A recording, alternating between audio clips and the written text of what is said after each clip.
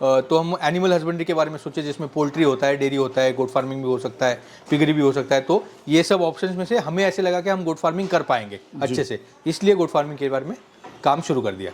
बिल्कुल बहुत ज़्यादा संघर्ष लगा। हमने अभी जैसे मैंने कहा, हम 12 साल से काम कर रहे हैं, तो पहले 2-3 साल तो बहुत सारा कुछ सीखने में ही चले गए, क्योंकि हम जब हमने शुरू करा था तब बहुत से कम लोग या फिर बिल्कुल कोई भी नहीं स्टॉल फेड जो गोट फार्मिंग होता है वो कोई भी नहीं कर रहा था। वो सब समझ के गलतियाँ करके आगे चलते रहे और उसी से हम लोग अभी जहाँ पे अभी है वहाँ पे खड़े हैं। शायद ऐसे भी हो कि अगर मैं बम्बई में रुक जाता और जितना जब 12 साल पहले जो सैलरी थी, अभी मैं शायद अभी जितना कमा रहा हूँ उससे भी ज़्यादा कमा लेता था। लेकिन यही है कि खुद का काम कर रहा हूँ, मेरे खुद के जगह में हूँ, अपने खुद के टाइमिंग के हिसाब से काम हो रहा है। रिस्पॉन्सिबिलिटी बिल्कुल बड़ी है, लेकिन खुद का काम है, ये ज़्यादा इंपॉर्टेंट है मेरे लिए।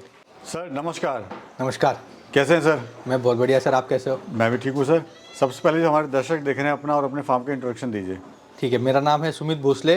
मेरे फार्म का नाम है कैलिफोर्निया 30 फार्म्स और हम अभी खड़े हैं गांव तलवड़े, तहसील सावंतवाड़ी, जिला सिंधुदुर्ग, महाराष्ट्र में। जी सर, एजुकेशन के बारे में थोड़ा बताइए अपनी। मेरी एजुकेशन ऐसी है कि मैं फिज़िक्स में ग्रेजुएट हूँ बम्बई से, और उसके बाद ऑडियो इंजीनियरिंग मैंने फर्दर स्टडीज़ करके अराउंड 7.5 ईयर्स ऑडियो इंजीनियरिंग का काम करा है। जी सर, बकरी पालन में कैसे आना हुआ आपका? कैलकुलेटेड डिसीजन था।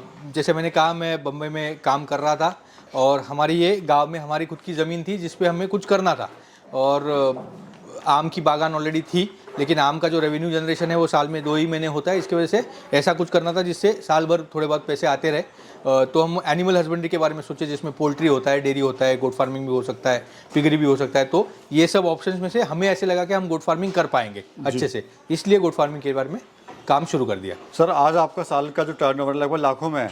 हाँ, तो क्या लाखों तक पहुँचने के लिए कुछ संघर्ष लगा पीछे, या बड़े आसानी से सब चीज़ आपको मिल गई? बिल्कुल बहुत ज़्यादा संघर्ष लगा। हमने अभी जैसे मैंने कहा, हम 12 साल से काम कर रहे हैं, तो पहले 2-3 साल तो बहुत सारा कुछ सीखने में ही चले गए, क्योंकि हम जब हमने शुरू करा था तब बहुत से कम लोग या फिर बिल्कुल कोई भी नहीं स्टॉल फेड जो गोट फार्मिंग होता है वो कोई भी नहीं कर रहा था। वो सब समझ के गलतियाँ करके आगे चलते रहे और उसी से हम लोग अभी जहाँ पे अभी है वहाँ पे खड़े हैं। कितनी बकरियों से शुरुआत करी थी और अभी कितनी बकरियाँ हैं?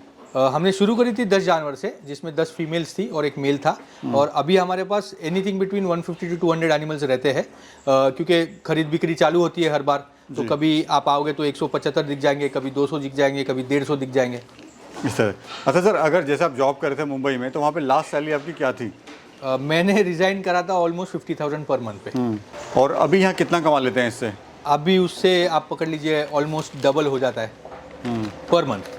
मतलब वो एक जॉब, वो एक लाइफ, और इस लाइफ में कितना अंतर आप देख रहे हैं? एक शहर की भागदौड़ वाली ज़िंदगी और यहाँ पे गांव के साथ और नेचर के साथ आप रह रहे हैं। देखो, अंतर तो वो हर एक के अपने अपने सोच के हिसाब से अंतर होगा। मेरे लिए ये अंतर हो गया कि लाइफ तो बिल्कुल सेम है, काम बल्कि मैं जितना वहाँ पे काम करता था वो तो जॉब थी, 9 to 5 था, 5 बजे के बाद सोचना नहीं है। लेकिन यहाँ पे तो मेरा खुद का काम कर रहा हूँ, तो उसमें शायद मैं ज़्यादा टाइम काम कर रहा हूँ, बिल्कुल जितना मैं अगर बम्बई में होता तो करता। लेकिन यहाँ पे ये है कि मैं खुद का काम कर रहा हूँ, ये सबसे ज़्यादा इंपॉर्टेंट है मेरे लिए, और उससे जो कुछ इमोशनल सेटिस्फैक्शन आ जाता है वो मिल जाता है। पैसे भी अच्छे खासे बन रहे जितने बनने, अगर शायद ऐसे भी हो कि अगर मैं बम्बई में रुक जाता और जितना जब 12 साल पहले जो सैलरी थी, अभी मैं शायद अभी जितना कमा रहा हूँ उससे भी ज़्यादा कमा लेता था। लेकिन यही है कि खुद का काम कर रहा हूँ, मेरे खुद के जगह में हूँ, अपने खुद के टाइमिंग के हिसाब से काम हो रहा है। रिस्पॉन्सिबिलिटी बिल्कुल बड़ी है, लेकिन खुद का काम है, ये ज़्यादा इंपॉर्टेंट है मेरे लिए। अभी कौन सी ब्रीड है, क्या क्या खासियत है सर इस ब्रीड की? ठीक है, अभी हमारे यहाँ पे तो लगभग 12 ब्रीड है फार्म में। आप बोलेंगे 12 ब्रीड क्यों है, 2 या 3 क्यों नहीं? क्योंकि हमारा मोडस ऑपरेंडी वैसा है, हम क्या करते हैं, ब्रीडिंग करते हैं अलग अलग फीमेल्स की मेल्स के साथ, और बच्चे तैयार करके हम बच्चे बेच रहे हैं। तो इसकी वजह से जो कंज्यूमर्स की डिमांड है, जिन्हें अलग अलग फीचर्स वाले बच्चे चाहिए रहते हैं, तो वो हिसाब से अलग अलग ब्रीड्स है। लोकल ब्रीड है, उसके बाद में उस्मानाबादी जो है, लोकल ब्रीड को हमारे यहाँ पे कोकण कन्याड़ बोलते हैं, वो है। उस्मानाबादी है जो महाराष्ट्र से ही है। उसके बाद में सिरोही जो सबसे फेमस ब्रीड है अभी इंडिया की, वो है। उसके बाद में सोजत है, जखराना करके एक ब्रीड आती है, उसके एनिमल्स है, बारबरी के एनिमल्स है, बोर के एनिमल्स है। गुजरात में से मारवाड़ी है, गोहिलवाड़ी है, सिंधी है, उसके एनिमल्स है। तो ऐसा पतीरा ब्रीड जो है उसके अभी एनिमल्स है मेरे पास। और ये जो ब्रीड्स जो है वो हमारे यहाँ पास चेंज होती रहती है, क्योंकि अगर कहीं एक अच्छा एनिमल का लॉट ग्रुप मिल जाता है हमें एक पर्टिकुलर ब्रीड का, तो हम खरीद के उसके ऊपर काम चालू कर देते हैं। थोड़ा वेट गेन के बारे में सर इनके बताइए, ये कितना कितना कब का वेट गेन कर लेती हैं? अभी वेट गेन तो अलग अलग ही होगा। हम ब्रीड के हिसाब से वेट गेन ना देखते हुए बच्चों का वेट गेन देख लेते हैं। हमारा कहना है कि अगर आप मदर पे मतलब बच्चे का वेट गेन देखने से अच्छा है मदर के पेट में जब बच्चा है 4th और 5th मंथ में तभी उसकी मेहनत चालू होनी चाहिए ताकि आपका बर्थ वेट अच्छा आ जाए। अगर बर्थ वेट आपका अच्छा खासा निकल जाता है मतलब जो जनरली हमारे यहाँ पे आता है वो 0 to 2 kg आता है मतलब लोकली 2 to 4 kg एक कैटेगरी बन गया और हमारे लिए 4 kg एंड अबव वाली एक कैटेगरी बन गई। अगर आप कोशिश करके 3.5 4 kg के ऊपर के बच्चे निकाल पाए तो आपका वेट गेन आगे का बहुत अच्छा हो जाएगा क्योंकि जो बच्चा आ रहा है वो अपने वेट के हिसाब से ही खाएगा और उसी हिसाब से बढ़ेगा। तो वो कैलकुलेशन आपके लिए बहुत इंपॉर्टेंट हो जाता है। और एक बार बच्चा मतलब जन्म ले लेता है अच्छे खासे बर्थ वेट से तो आपकी कोशिश होनी चाहिए कि वो बीमार ना पड़े। बीमार ना पड़ते हुए अगर वो बढ़ जाता है तो ऑन एन एवरेज अगर 3.5 to 4 kg का बच्चा है बर्थ वेट से तो लगभग 5 महीने में 20 kg अचीव कर सकता है इजीली 4 to 5 मंथ्स में। जो हमारे यहाँ पे सेलिंग वेट तो वही है 20-25 kg। तो 5 से 6 महीने में अगर मैं बच्चा बेच पाऊँ तो I have achieve it. Sumit ji business तो हर कोई शुरू कर ले लेकिन सबसे बड़ी समस्या आती है सेलिंग में। हाँ। तो आप ये बकरियां वगैरह कहाँ सेल कर रहे हैं, कौन कस्टमर है जो इनको ले रहा है या फिर आपने अपनी मार्केट कैसे बनाई? हाँ मार्केट तो बनाई है हमने और हमारा मानना यह है कि गोट फार्मिंग में मार्केट आपकी लोकल ही होनी चाहिए। मतलब आप जिस गांव में हो वो गांव से आगे पीछे 20-25 किलोमीटर का रेडियस। क्योंकि अगर मुझे भी किसी चीज़ के लिए हमारे घर में अगर कोई अगर बकरा लेना है तो हम भी इसी रेडियस में जाएंगे, उससे आगे तो जाएंगे नहीं तो हम कुछ ऑल्टरनेटिव निकाले कि चलो बकरे के जगह कुछ और कुछ काम इस्तेमाल कर लेते हैं मटन के इसमें। तो आपकी जो मार्केट होगी वो आपके गांव में और गांव के आजू बाजू 20-25 किलोमीटर के रेडियस में ही मार्केट बनेगी। वही सबसे कंफर्म मार्केट है और सस्टेनेबल मार्केट है। और आप एक्सपीरियंस से आगे चल के आप अगर ज़्यादा टाइम तक काम कर रहे हैं तो फिर ब्रीडिंग में आपको दूर दूर से भी लोग आएंगे। आपके जानवर अच्छे हैं, आपके यहाँ पे कोई पर्टिकुलर ब्रीड आपके यहाँ पे मिल रहा है या फिर कोई पर्टिकुलर कैरेक्टरिस्टिक आपके अच्छा यहाँ पे डेवलप हो रहा है तो वो लेने के लिए लोग आ जाएंगे आपके यहाँ पे। तो आपको आपके मार्केट बनाने के लिए आपके लिए प्रोडक्ट अच्छा होना चाहिए और आपको उसके लिए मेहनत करनी है कि लोगों के पास पहुँचना है। जी थोड़ा शेड के बारे में बताइए, क्या बोलते हैं सर शेड को, क्या इसको बनाने का फ़ायदा होता है? ठीक है, तो अभी हम जिसमें खड़े हैं वो एलिवेटेड प्लेटफॉर्म है। ये हमारे यहाँ पे काम करने की ज़रूरत है। हमारे यहाँ पे हम जो यहाँ पे कोकण का कोस्टल बेल्ट है उसमें एलिवेटेड प्लेटफॉर्म इंपॉर्टेंट है क्योंकि हमारे यहाँ पे जो पानी में मतलब ज़मीन के अंदर पानी की जो लेवल है वो बहुत ऊपर है जिसको हम वाटर टेबल बोलते हैं, जिसकी वजह से रात के टाइम पे ज़मीन ठंडी हो जाती है और ठंडे ज़मीन पे गोट्स बैठ नहीं सकती आइडियली। तो इसके लिए ये एलिवेटेड प्लेटफॉर्म हो जाता है। एलिवेटेड प्लेटफॉर्म मतलब एक 3 से 4 फीट ज़मीन के ऊपर जानवर रहेंगे ज़मीन से आइसोलेट करके। और आइसोलेशन के लिए ज़्यादा करके लकड़ी यूज़ होती है। अभी प्लास्टिक स्लेट का भी ऑप्शन अवेलेबल है लेकिन मेनली लकड़ी यूज़ होती है। जो कोई लोकल लकड़ी आपके पास मिलती है जो अच्छा खासा टिक जाए, मतलब जल्दी सड़ ना जाए या फिर जल्दी गल ना जाए, ऐसी लकड़ी यूज़ करेंगे तो चल जाएगा। इसका बेनिफिट ये होता है कि आपको जानवर क्लीन रखने मिलते हैं। अगर आप साफ़ सफाई वगैरह अच्छे से करते हैं 2-3 बार दिन में तो जानवर भी क्लीन रहते हैं, आपको भी काम करने में उसमें आसानी हो जाती है। और मैंगनी जो है जिसको हम हमारे यहाँ पे लेंडी बोलते हैं वो एकदम अच्छे क्वालिटी की मिल जाती है जिसे आप अच्छे रेट से उसको बेच सकते हो। जी टोटल एरिया कितना है सर फार्म का? फार्म का तो हमारे total area around 4.5 to 5 acres हो जाता है जहाँ पे हमने कल्टीवेशन किया फॉडर का। और शेड जो है ये अप्रोक्सीमेटली 4,500 स्क्वायर फीट का शेड है। सर अगर कोई 10 बकरी से शुरुआत करना चाह रहा है तो खर्चा क्या आएगा, प्रॉफिट कितना ले लेगा, कितने दिन में?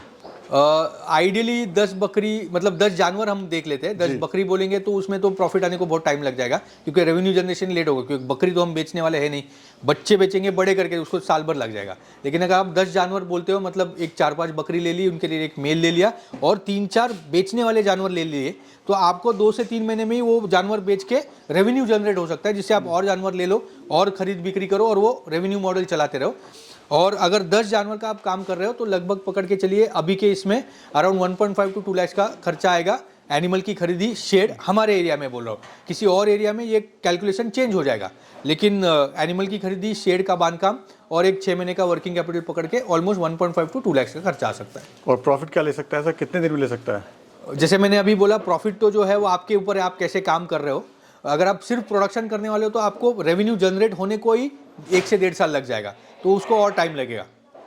अराउंड 20-25% का आप प्रॉफिट ले सकते हो।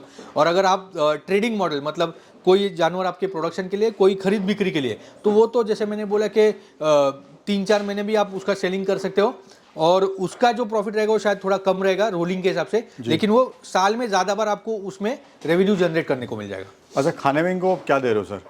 खाने में तो हमारे यहाँ पे सूखा चारा होता है, हरा चारा होता है और कॉन्सेंट्रेट फीड होता है। सूखे चारे में हम कोई भी दाल और पल्सेस जो होती है उसका जो चोकर होता है वो यूज़ कर लेते हैं।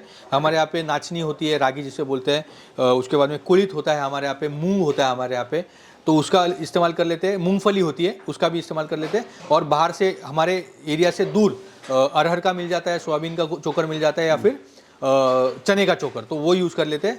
हरे चारे में हमारे यहाँ पे नेपियर है, मक्का है, पैराग्रास करके एक फॉडर वैरायटी है, तो वो इस्तेमाल करते हैं। फॉलिएज यूज़ कर लेते हैं बहुत सारा, और कॉन्सेंट्रेट फीड में कंपनी का पेलेट फीड यूज़ कर लेते हैं। दिन में कितनी बार आप देते हैं सर? हमारे यहाँ पे 4 टाइम का फीडिंग साइकिल है, 9 बजे, 11 बजे, 1 बजे और 4 बजे। अगर पर डे की कॉस्ट की बात करें तो क्या कॉस्ट आ रही है एक एनिमल पे? Around 25 to 30 animals average. जी, जी। जो जिस जानवर का वेट बढ़ाना है उसे हम लोग ज़्यादा खर्चा करना पड़ता है, जो मेंटेनेंस में उसे कम खर्चा होता है, लेकिन on an average 25 to 30 rupees आता है। लेबर कितनी है सर आपके फार्म पे?